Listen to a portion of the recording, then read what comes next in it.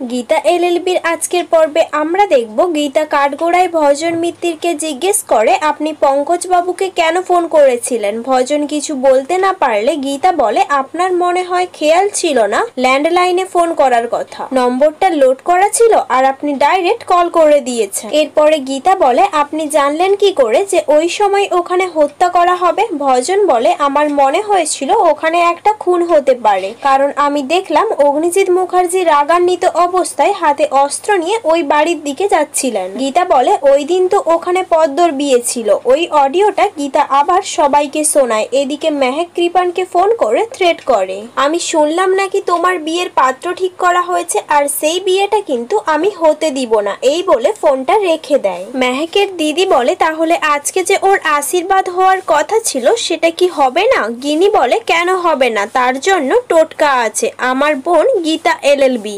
অন্যদিকে গীতা পদ্মর বিয়ের ভিডিওটা দেখায় ও পদ্মকে কাঠগোড়ায় আনে। গীতা পদ্মকে জিজ্ঞাসা করে অগ্নিজিৎ মুখার্জি কি আপনাকে খুন করার চেষ্টা করেছিল? পদ্ম বলে না, বড়বাবুর বাড়িতে তো আমি কাজ করতাম, উনি আমাকে খুব স্নেহ করতেন, আমি ওনাকে বাবার মতো দেখি। গীতা বলে তাহলে ওই দিন কি হয়েছিল সেটা খুলে বলো। পদ্ম বলে ঘটনাটা শুরু হয়েছিল বড়বাবুর বাড়ি থেকেই। বড়বাবুর বাড়ি থেকে বেরিয়ে ওরা আমাকে একটা বাড়িতে নিয়ে যায়, সেখানে মিথ্যে নাটক করে আমাকে আইবুড়ো ভাত খাওয়ানো হলো। পরের দিন আবার মিথ্যে নাটক করে আমার গায়ে হলুদ হয় ও বড়বাবুকে নেমন্তন্ন করা হয়।